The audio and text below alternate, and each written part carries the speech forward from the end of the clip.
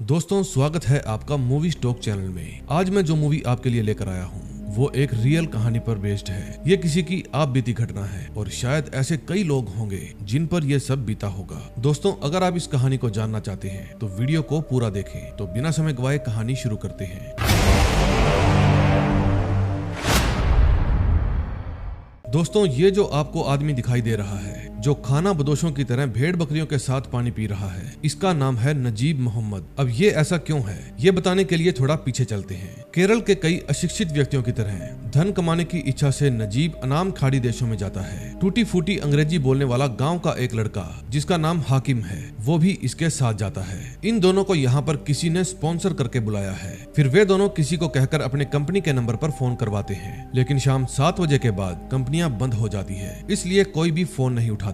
फिर वे दोनों इंतजार करने लगते हैं कि कोई तो उन्हें लेने आएगा। जब वे दोनों एयरपोर्ट के बाहर खड़े होते हैं तभी एक आदमी अंदर आता है। तभी हाकिम कहता है कि 8:30 बज चुके हैं। गांव फोन करके भी बताना है कि हम पहुंच गए। एक एक करके उनके साथ जितने भी पैसेंजर आए थे सब चले गए थे। तभी नजीब, जो व्यक्ति अंदर आया था, उसको देखकर हाकिम से कहता है कि शायद ये किसी को ढूंढ रहा है, लेकिन हाकिम कहता है मुझे कुछ सही नहीं लग रहा। तभी वही आदमी नजीब से पूछता है कि क्या तुम्हारा नाम अब्दुल्ला है? फिर वो हाकिम से पूछता है तुम कौन हो, तुम्हारा क्या नाम है? लेकिन नजीब और हाकिम को उसकी भाषा समझ में नहीं आती। फिर नजीब हाकिम से कहता है कि इसको इंग्लिश में बोलकर बताओ कि हमें श्री कुमार विश्वास ने भेजा है। हाकिम कुछ बोलने ही वाला था कि तभी वो आदमी कहता है कि तुम दोनों कहां से आए हो और तुम्हारा काफिल कौन है? नजीब और हाकिम के कोई जवाब न देने पर वो आदमी वहां से चला जाता है। फिर नजीब पूछता है वो क्या बोल रहा था? इस पर हाकिम कहता है पता नहीं, मुझे भी कुछ समझ में नहीं आया, लेकिन उनमें से अजीब सी बदबू आ रही थी। ये दोनों अरब के इस देश में आ तो गए थे, लेकिन इन्हें यहाँ की भाषा ना तो बोलनी आती थी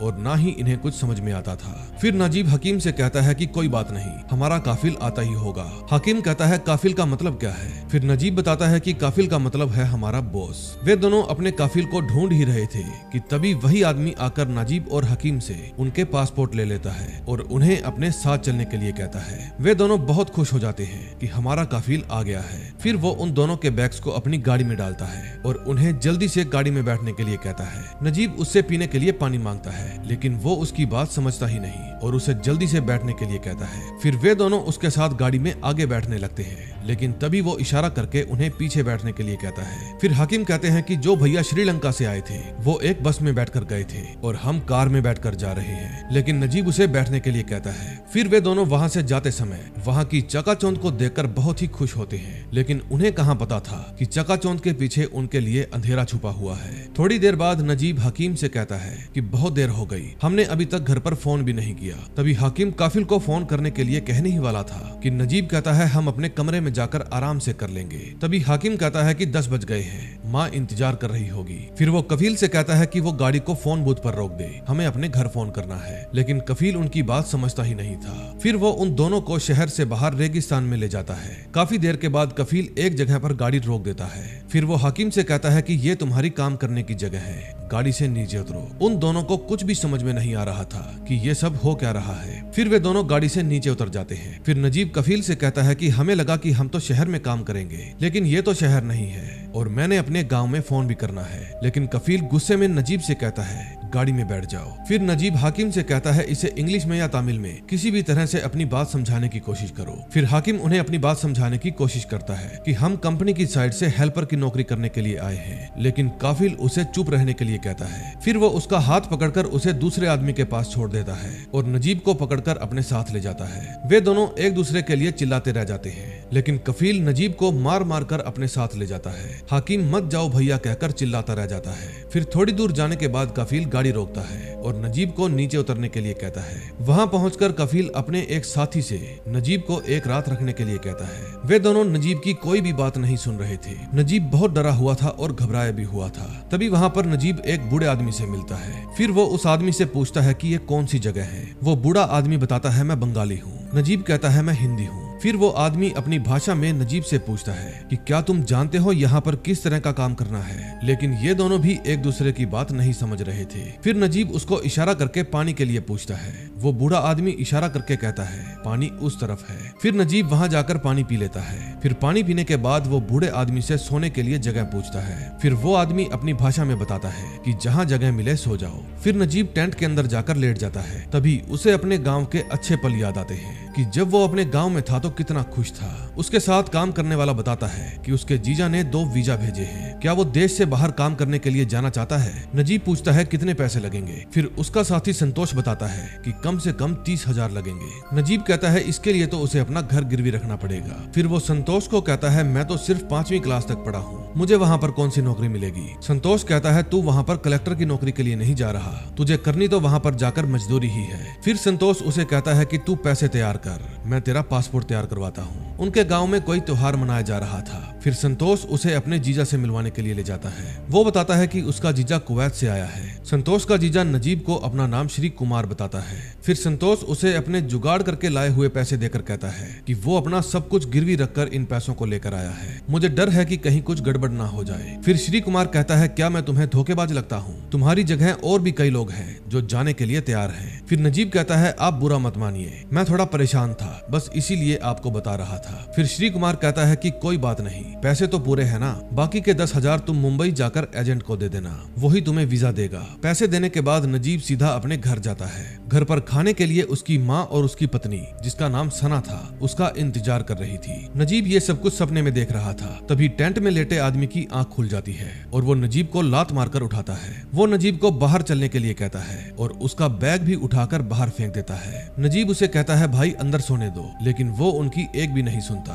फिर नजीब बैग के अंदर अपनी माँ के हाथ का बना हुआ खाना चेक करता है। खाना और सामान ठीक था, ये देखकर उसे थोड़ी खुशी मिलती है। फिर अगली सुबह जब नजीब उठता है तो वो उस बूढ़े आदमी को बकरी का दूध निकालते हुए देखता है। फिर वो बूढ़ा आदमी उसे बंगाली कहकर अपने पास बुलाता है। फिर नजीब उसे कहता है कि मैं बंगाली नहीं हूँ, मैं मुंबई से आया हूँ, मैं हिंदी हूँ। फिर नजीब उसे अपना नाम बताता है और उसका नाम पूछता है, लेकिन वो कहता है मुझे मेरा नाम याद ही नहीं। फिर वो उसे दूध टेंट में उस आदमी को देने के लिए कहता है, लेकिन नजीब उसकी बात को समझता ही नहीं और खुद ही दूध पीने लगता है। तभी वो बूढ़ा आदमी उसके हाथ से दूध छीन लेता है और अपनी भाषा में कहता है तुम्हें दूध पीने के लिए किसने कहा, तुम बहुत मूर्ख हो।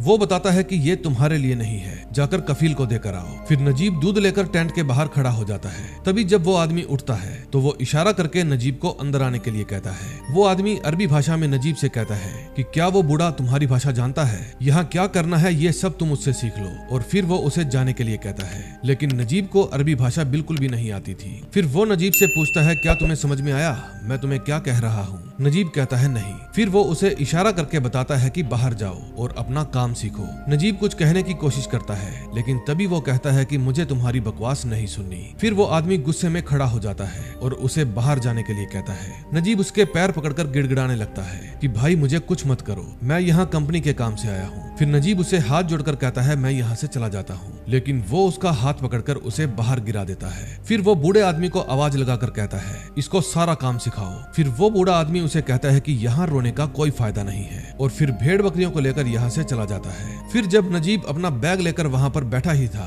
कि तभी वहाँ पर कफील आ जाता है। वो एक उम्मीद के साथ कफील के पास जाता है, लेकिन कफील उसे सामान देकर अंदर रखने के लिए कहता है। नजीब कफील को समझाने की कोशिश करता है कि मेरे साथ धोखा हुआ है, लेकिन वो उसकी कोई भी बात नहीं सुनता। फिर वो उनको कहता है कि मुझे अपने घर फोन करना है, लेकिन कफील उसे धमकाते हुए कहता है कि क्या तुम्हें एक बार में समझ नहीं आता, जाओ और सामान को अंदर रखो। फिर नजीब ऊपर वाले को याद करता है और कहता है कि मैं इन्हें कैसे समझाऊं। उसे अब भी समझ में नहीं आ रहा था कि वे उसके साथ ऐसा बर्ताव क्यों कर रहे हैं। जब नजीब बाहर बैठा था तभी थोड़ी देर बाद वो आदमी आता है और उसे पहनने के लिए जूते और कपड़े देता है। नजीब उसे कहता है कि ये सब किस लिए है, मैं यहाँ से चला जाता हूँ। फिर कफील आकर कहता है जाओ और इन्हें पहन लो। नजीब उन्हें फिर से अपनी बात समझाने की कोशिश करता है, लेकिन वे दोनों कफील समझ जाते हैं कि इसे उनकी बात समझ में नहीं आ रही। नजीब उनके सामने हाथ जोड़कर अपनी बात कहता है, लेकिन वे दोनों उसके ऊपर हंसने लगते हैं। फिर नजीब अपनी बात समझाने के लिए अपने पेपर्स दिखाता है, लेकिन कफील उसके पेपर्स फाड़कर फेंक देता है। थोड़ी देर बाद जब कफील रोटियां बनाते हैं तब वो नजीब को आवाज लगाता है। नजीब उसकी बात नहीं समझता था। फिर कफील उसे हाथ के इशारे से खाने के लिए कहता है। अब मजबूरी में नजीब करता भी क्या, भूख तो उसे लगी थी, इसलिए वो खाने के लिए चला जाता है। कफील उसे आधी ब्रेड तोड़कर दे देता है। फिर नजीब उसे खाने लगता है। फिर वो दूसरे आदमी से कहता है कि वो भूखा था, इसीलिए गुस्से में वो और भी नकचड़ा हो गया था। फिर कफील उसे और भी ब्रेड दे देता है। अब सूखी ब्रेड उसके गले में अटकने लगती है। फिर वो दूसरा आदमी उसे पीने के लिए पानी भी देता है। कितने दयावान लोग हैं। फिर वो आदमी नजीब को समझाता है कि ब्रेड को पानी के अंदर भिगो कर खाओ, और फिर वो ऐसा ही करता है। लेकिन ब्रेड खाते समय उसकी आंखों में आंसू थे। फिर नजीब भागता भागता उस बूढ़े आदमी के पास जाकर पूछता है कि भाई यहाँ से मेन रोड कितनी दूर है। वो आदमी कहता है कि रोड तो मैं बता भी नहीं सकता, इतनी दूर है। यह सुनकर नजीब बहुत दुखी हो जाता है और परेशान हो जाता है। फिर रात को वो अपनी पत्नी को याद करते हुए कहता है कि मैं शायद यहाँ जाल में फंस गया हूँ। फिर वो चांद को देखते हुए सोचता है कि वो किस तरह से अपनी माँ और अपनी प्रेग्नेंट वाइफ को छोड़कर आया था। दूसरी तरफ हाकिम भी नजीब के भरोसे ही यहाँ पर उसके साथ आया था। अगली सुबह हम देखते हैं जब हाकिम सुबह उठने के बाद खुले में फ्रेश हो रहा था, तब कफील उसके पास आता है और पानी की बाल्टी छीन कर ले जाता है। वो उसे हाथ धोने के लिए पानी लेने से मना कर देता है। फिर वो रोते हुए पूछता है कि पानी नहीं दोगे तो मैं धोऊंगा कैसे। शायद उसे समझना होगा कि उसे धोनी नहीं, रेत से पोंछनी है। दूसरी तरफ जब पानी का टैंकर आता है तो नजीब पानी वाले से पूछता है जब तुम यहाँ से जाओगे तो क्या तुम मुझे अपने साथ ले जाओगे। लेकिन कफील नजीब पर नजर रखे हुए था। टैंकर वाले आदमी को नजीब की एक भी बात समझ में नहीं आती। तभी कफील पीछे से आकर पूछता है कि तुम उसे क्या कह रहे थे। फिर टैंकर वाला बताता है मुझे कुछ भी समझ में नहीं आया। फिर नजीब वहाँ से जाने लगता है। तभी कफील उसका हाथ पकड़कर कहता है रुको। फिर कफील टैंकर वाले से कहता है कि ये खुद को बचाने के लिए कह रहा है। फिर टैंकर वाला मना कर देता है। फिर कफील नजीब से पूछता है तुम उसे क्या कह रहे थे। फिर नजीब कहता है मैं उसे कुछ भी नहीं कह रहा था। कफील कहता है कि मैंने तुम्हें कुछ खुसर फुसर करते हुए देखा था, लेकिन नजीब उसे कुछ भी नहीं बताता। फिर कफील अपने सिर से रिंग खोलकर हंटर के जैसे नजीब को मारने लगता है। वो लगातार नजीब को मारता ही जा रहा था कि तभी नजीब उसका हंटर पकड़ लेता है और जोर से कहता है कि मैं यहाँ से चला जाऊंगा। फिर कफील उसे कहता है तुम मेरे सामने जबान लड़ाओगे, यहीं रुको, मैं तुम्हें अभी सबक सिखाता हूँ। तभी वो बूढ़ा आदमी आकर नजीब से कहता है कि उससे जुबान मत लड़ाओ, वो तुम्हारे साथ कुछ भी कर सकता है। तभी कफील गन लेकर आता है और कहता है कि मैं तुम्हें अभी बताता हूँ। फिर टैंकर वाला कफील को रोकने की कोशिश करता है, लेकिन वो उसे भी धमकी दे देता है। कफील जब उसके ऊपर गन तान देता है तो नजीब उसकी गन पकड़कर कहता है कि मैंने उसे कुछ भी नहीं बताया। फिर कफील गुस्से में नजीब के सिर पर गन मारकर कहता है कि मेरी गन पकड़ने की तुम्हारी हिम्मत कैसे हुई, मैं तुम्हें जान से मार दूंगा और यहीं रेगिस्तान में दफन कर दूंगा। फिर नजीब अपने घर वालों को याद करके रोने लगता है। उसे यहाँ से निकलने का कोई भी रास्ता दिखाई ही नहीं दे रहा था। फिर रात को नजीब बूढ़े आदमी से पूछता है कि आपको यहाँ पर कितने साल हो गए। फिर बूढ़ा आदमी जवाब देता है कि जो भी यहाँ पर आया लौटकर कभी वापस गया ही नहीं। फिर अगली सुबह नजीब जब सोया हुआ था तब उसे कफील के चिल्लाने की आवाज आती है। नजीब उठकर देखता है कि वो उस पर ही चिल्ला रहा था कि ए हिंदी यहाँ आओ और आकर बकरी का दूध निकालो। फिर नजीब खुद से ही कहता है कि आखिर वो यहाँ पर कर क्या रहा है। फिर वो नजीब को इशारा करके बताता है कि इसमें से दूध निकालना है। फिर नजीब उसे कहता है कि मुझे यह काम नहीं आता, लेकिन उसे भी पता था कि ऐसा कहकर गाड़ी नहीं चलेगी। फिर वो भेड़ का दूध निकालने की कोशिश करता है, लेकिन वो उसे पीछे से लात मारकर गिरा देती है। फिर काफिल नजीब को सिखाता है कि दूध कैसे निकाला जाता है। फिर नजीब उससे पूछता है कि वो दूसरा आदमी कहाँ है, ये काम तो उसका है ना। लेकिन वो नजीब से कहता है कि फालतू बोलना बंद कर और मेरी बात ध्यान से सुन, इसके बाद तुम्हें और भी कई काम करने हैं, जाओ और अपना काम जल्दी निपटाओ। अब नजीब पहले तो उस भेड़ को बड़े ही प्यार से सहलाता है और फिर वो उसका दूध निकालता है। अब वो सभी उस बूढ़े आदमी वाले काम करने लगता है, लेकिन वे सारी भेड़ बकरियां उससे बेकाबू हो रही थी। फिर वो उनके बीच लड़ाई छुड़वाने की कोशिश करता है, लेकिन वे दोनों ही भेड़ उल्टा उसे ही मारती है। फिर जब नजीब बेहोश होकर वहाँ पर पड़ा था तब कफील आकर उसे होश में लाता है और कहता है कि शुक्र मनाओ तुम अभी जिंदा हो। फिर वो नजीब को पीने के लिए पानी देता है, लेकिन एक घूंट पानी पीने पर ही वो उससे पानी छीन लेता है। फिर वो उसे एक लकड़ी देता है और कहता है कि चलो खड़े हो जाओ और भेड़ बकरियों को वापस लेकर आओ। उस समय नजीब की जिंदगी भी उन भेड़ बकरियों जैसे ही हो गई थी, लेकिन कहते हैं कि जानवरों में भी इंसानों के जैसे ही समझ होती है, उनके अंदर भी इंसानों जैसा ही दिल होता है। तभी उसका दर्द देखकर एक बकरी वहाँ पर आती है और अपनी आवाज में सभी भेड़ बकरियों को उसके पास बुला लेती है। फिर नजीब उस बकरी को बहुत ही प्यार से अपने गले लगा लेता है। अब यही उसकी रोज की जिंदगी हो गई थी। अब नजीब को यहाँ पर काफी समय हो गया था। अब वो यहाँ की लाइफ के हिसाब से ही ढल गया था। फिर एक दिन नजीब शीशे में अपना चेहरा देख लेता है और खुद को ही देखकर पूरी तरह से हैरान हो जाता है। तभी पीछे से कफील आकर वो शीशा तोड़ देता है और उसे कहता है कि खुद को देखना बंद करो और काम पर लग जाओ। उसके जाने के बाद नजीब एक कांच का टुकड़ा उठाकर अपनी दाढ़ी के बाल काटने लगता है, लेकिन जब उससे बाल नहीं कटते तो वो रोते हुए कहता है कि ना जाने कितना समय बीत गया है। आज वो खुद की हालत देखकर बहुत दुखी था। फिर वो रोते रोते अपनी पत्नी और माँ को याद करता है। तभी उसे पहाड़ी के दूसरी तरफ गिद्धों के बोलने की आवाज आती है। फिर वो जल्दी से वहां जाकर देखता है तो वहां पर उसे वही बूढ़ा आदमी मरा हुआ पड़ा मिलता है और गिद्ध उसे नोच नोच कर खा रहे थे। उसे मरा हुआ देखकर नजीब को बहुत दुख होता है और फिर वो उसकी बॉडी को गिद्धों से बचाने की कोशिश करता है, लेकिन वो गिद्ध नजीब पर ही हमला कर देते हैं। अब नजीब यहाँ से भागने की ठान लेता है। फिर एक दिन वो भेड़ बकरियों को चराने के बहाने वहाँ से भागने की कोशिश करता है, लेकिन उसे भागते हुए कफील देख लेता है। फिर वो नजीब को रुकने के लिए कहता है, लेकिन जब नजीब नहीं रुकता तो वो उसको पकड़ने के लिए उसके पीछे भागने लगता है। फिर वो नजीब के पास पहुंचकर उसके पैर के पास फायर कर देता है। फिर वो ऊंट पर से उतरकर उसके पैर पर गन से वार करता है। नजीब दर्द से चिल्ला उठता है। फिर कफील नजीब से कहता है, तुमने क्या सोचा, यहाँ से भाग जाओगे? फिर वो उसके हाथों को अपने पांव से कुचलने लगता है और कहता है कि तुम किसी भी हालत में अपने आप को मुझसे बचा नहीं सकते। वो उसके साथ जानवरों से भी बुरा सलूक करता है। फिर वो रात होने पर नजीब को भेड़ बकरियों के साथ ही बांध देता है। नजीब पानी पीने के लिए रेंगता हुआ पानी के पास जाता है और यही वो सीन था जो हमें मूवी की शुरुआत में दिखाया गया था। अब वो भेड़ बकरियों के साथ उन्हीं के जैसी जिंदगी जी रहा था। फिर अगली सुबह जब नजीब भेड़ बकरियों को चराने के लिए उनके साथ जाता है तब अचानक से मौसम खराब होने के कारण वो एक चट्टान के नीचे रुक जाता है। फिर थोड़ी देर बाद उसे किसी की आवाज आती है। जब वो आवाज का पीछा करता है तो उसे दूर से कोई आता हुआ दिखाई देता है। वो आदमी आवाज लगाकर कहता है, भैया मैं हाकिम हूँ। फिर वे दोनों एक दूसरे से गले लगकर खूब रोते हैं। रोते रोते हाकिम कहता है, भैया क्या हम यहीं पर मर जाएंगे? फिर हाकिम कहता है, भैया चलो हम यहाँ से भाग चलते हैं। फिर नजीब उसे बताता है कि मैंने यहाँ से भागने की बहुत कोशिश की, यहाँ से भागने का कोई रास्ता नहीं है। इतने में हाकिम का काफिल वहाँ पर आ जाता है। वो हॉर्न बजाकर हाकिम को बुलाता है। फिर हाकिम कहता है, भैया आप मेरे पीछे मत आना, मैं तुमसे मिलने के लिए फिर आऊंगा। फिर अगले दिन हाकिम आवाज लगाकर नजीब को बुलाता है और एक लेटर नजीब के लिए छोड़ जाता है। वो लेटर हवा से उड़ता हुआ एक झाड़ी में अटक जाता है। तभी वहाँ पर नजीब का काफिला आ जाता है। फिर नजीब नित्य क्रिया करने के लिए बैठ जाता है। फिर कफील नजीब से कहता है कि रेत का तूफान आने वाला है,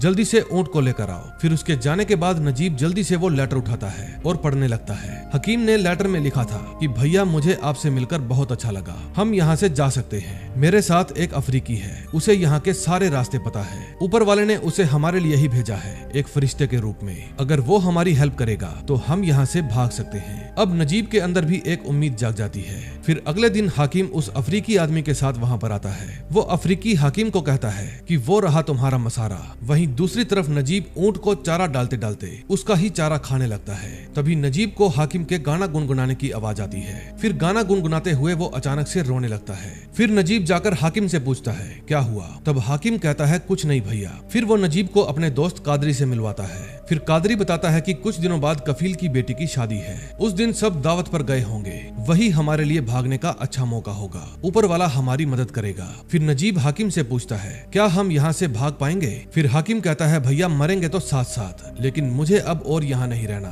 फिर कादरी हाकिम को चुप कराता है और उसे वहाँ से चलने के लिए कहता है। अब वो दिन आ ही जाता है जब सभी काफिल की बेटी की शादी पर जा रहे थे। नजीब के काफिल को एक दिन बाद लौट कर आना था। फिर उनके जाने के बाद नजीब ना जाने कितने दिनों बाद पानी से नहाता है। फिर वो बैग में से अपने कपड़े निकाल कर पहनता है। फिर जाने से पहले वो भेड़ बकरियों और ऊंट को चारा खिलाता है और कहता है मैं अपने गांव वापस जा रहा हूँ, तुम्हारे लिए मेरे ही जैसा कोई और आ जाएगा। नजीब को उन जानवरों के साथ मोह पड़ गया था। तभी वहाँ पर हाकिम आ जाता है और नजीब को आवाज लगाकर जल्दी से चलने के लिए कहता है। आज नजीब की खुशी का ठिकाना ही नहीं था। फिर वे दोनों कादरी के पीछे पीछे चलने लगते हैं। अब इन लोगों से एक गलती हो गई थी कि ये बिना पानी लिए यहाँ से चल दिए थे और रेगिस्तान में बिना पानी के लंबा सफर तय करना मौत को दावत देने जैसा है। रात होने पर उन्हें जब प्यास लगती है तब कादरी उनके लिए पानी लेने के लिए चला जाता है, लेकिन वहाँ पर कोई कादरी को देख लेता है और वो गोलियां चलाने लगता है। अगली सुबह जब वे सोकर उठते हैं तब वे रास्ता भटक जाते हैं। फिर चलते चलते हाकिम कादरी से कहता है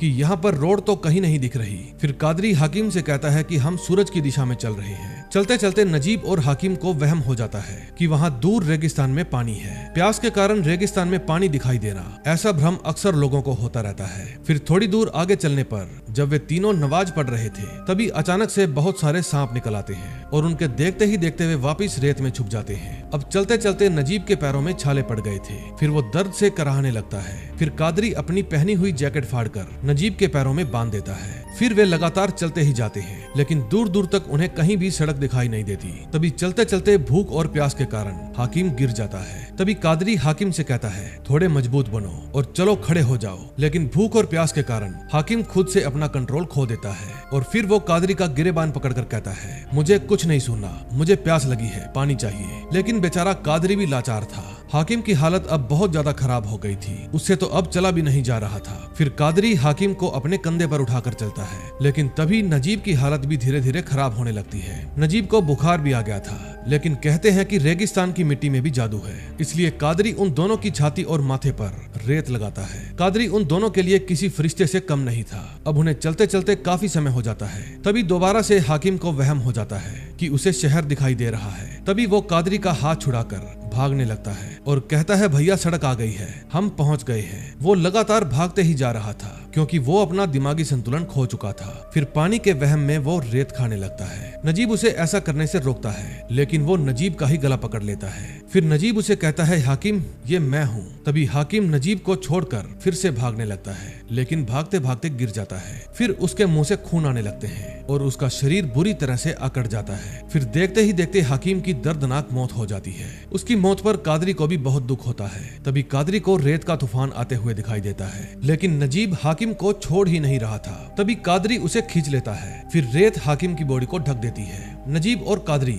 दोनों रेत के तूफान का बड़ी ही हिम्मत के साथ सामना करते हैं। फिर रेत का तूफान थमने पर नजीब हाकिम को याद करते हुए फिर से रोने लगता है। कादरी भी उसकी मौत पर बहुत दुखी था। फिर अगली सुबह नजीब चलने के लिए तैयार नहीं था, लेकिन कादरी उसे उठाता है और कहता है कि हमें चलना ही होगा। फिर थोड़ी दूर चलने पर नजीब गिर जाता है। फिर कादरी की नजर उसके पैरों पर जाती है, जो कि बुरी तरह से छिले हुए थे। अब नजीब हिम्मत हार चुका था, अब उससे चला भी नहीं जा रहा था। फिर कादरी अपने जूते निकालकर नजीब को पहना देता है। नजीब बहुत दर्द में था। तभी कादरी को एक गिरगिट दिखाई देती है। वो नजीब को आवाज लगाकर कहता है, देखो नजीब गिरगिट, अब हमें पानी भी मिल जाएगा। फिर नजीब कहता है, कहाँ है पानी, और वो हिम्मत करके खड़ा होकर चलने लगता है। फिर कादरी ऊपर वाले का शुक्रिया करता है, लेकिन तभी पानी के लिए नजीब तेजी से भागने लगता है। कादरी उसे एकदम से पानी पीने से रोकता है, लेकिन वो कादरी की एक भी नहीं सुनता। फिर नजीब कादरी से कहता है, मुझे पानी चाहिए। कादरी उसे पकड़ लेता है और कहता है कि रुको, एक साथ पानी पीना तुम्हारे लिए ठीक नहीं है। लेकिन नजीब तो पानी के लिए तड़प रहा था। फिर कादरी पहले तो एक छोटे से कपड़े को गीला करके उसके होठों को गीला करता है और फिर उसे थोड़ा सा पानी पिलाता है। फिर कादरी थोड़ी दूर जाकर जब चारों तरफ देखता है तो उसे रेत में एक खाली कांच की बोतल दिखाई देती है। उसे देखकर कादरी बहुत खुश होता है कि कहीं न कहीं ऊपर वाला साथ जरूर देता है। अब पानी पीने के बाद नजीब भी थोड़ा बहुत ठीक महसूस कर रहा था। फिर अगली सुबह कादरी को एक फ्रेश बिस्किट का रैप मिलता है और फिर वो उसे नजीब को दिखाता है। वो नजीब से कहता है कि शायद लोग आसपास ही हैं। फिर वे दोनों सोचते हैं कि शायद अब रोड थोड़ी ही दूर होगी, लेकिन थोड़ी दूर चलने पर नजीब कहता है, कहाँ है रोड। वे दोनों फिर से उदास हो जाते हैं, लेकिन फिर भी वे ऊपर वाले को याद करते करते आगे बढ़ते रहते हैं। फिर रात होने पर वो दोनों वहीं पर सो जाते हैं। फिर जब सुबह नजीब की आंख खुलती है तो वो कादरी को आवाज लगाकर ढूंढता है, लेकिन उसे दूर दूर तक कादरी दिखाई नहीं देता। वो पानी की बोतल को नजीब के लिए रखकर पता नहीं कहाँ चला गया था। अब नजीब को ये सफर अकेले ही तय करना था। दरअसल दोस्तों, कादरी नजीब के लिए एक पैगंबर की तरह आया था। चलते चलते जब नजीब को प्यास लगती है तो वो सारा पानी पी जाता है। फिर वो थक हार कर बैठा ही था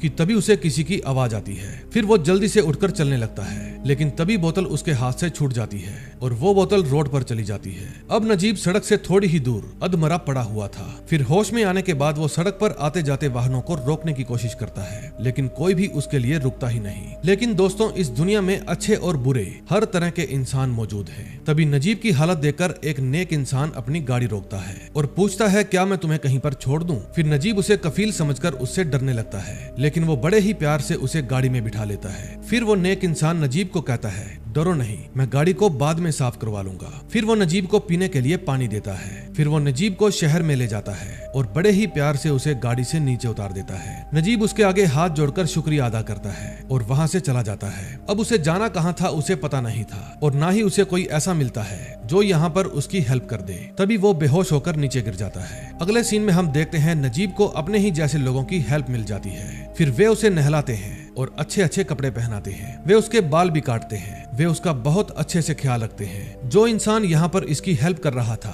उसका नाम गुरु था। वो यहाँ पर फंसे हुए इंडियंस की मदद करता है। फिर गुरु नजीब के घर वालों का पता लगाकर नजीब की उनसे बात करवाता है। नजीब काफी समय बाद अपने घर वालों से बात कर रहा था। उसके मुंह से आवाज भी नहीं निकल रही थी। फिर नजीब वीजा तैयार करवाने के लिए पुलिस के पास जाता है। वहीं पुलिस स्टेशन में मिसिंग लोगों की फोटोज में उसे कादरी की फोटो दिखाई देती है, लेकिन उसकी फोटो देखकर नजीब किसी को भी कुछ नहीं बताता। फिर नजीब को जेल में प्रवासी लोगों के साथ रखा जाता है जो अपने कफील से बचकर छुपकर यहाँ पर भाग कर आ गए थे। तभी कुछ कफील वहाँ पर आकर उनकी पहचान करते हैं और अगर उन्होंने ही उन्हें स्पॉन्सर करके बुलाया है तो वे उनकी पहचान करके उन्हें वहाँ से ले जाते हैं। अब नजीब को भी डर लग रहा था क्योंकि नजीब अपनी आंखों से यह सब कुछ होता हुआ देख रहा था। तभी नजीब का भी कफील वहाँ पर आ जाता है। तभी उसका कफील उसे पहचान लेता है और उसे मारने लगता है, लेकिन ये तो सिर्फ उसका ख्याल था। लेकिन तभी वहाँ पर कफील आता है और हकीकत में ही उसे पहचान लेता है। फिर वो नजीब को कहता है, तो तुमने खुद को बचा ही लिया। अगर तुम मेरे स्पॉन्सरशिप में यहाँ आए होते तो मैं तुमको वापस अपने साथ ले जाता।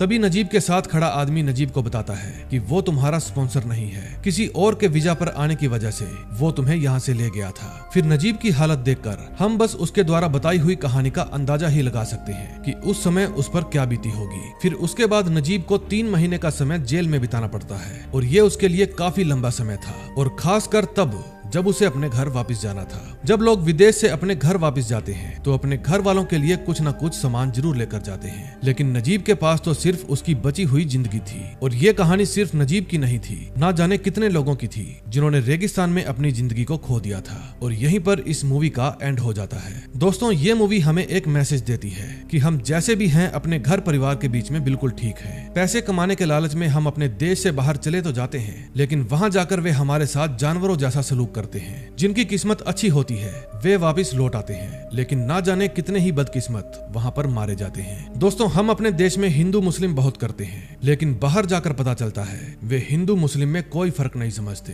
हिंदू हो या मुसलमान, वे सभी को जानवरों की तरह समझते हैं। तो दोस्तों, अपने घर परिवार के साथ हमेशा खुश रहिए और खुशी खुशी हमारी वीडियोस देखते रहिए। दोस्तों, अगर आपने अब तक हमारा चैनल सब्सक्राइब नहीं किया तो प्लीज कर लीजिए। हम मिलेंगे नए दिन नई वीडियो के साथ। Till then, bye bye.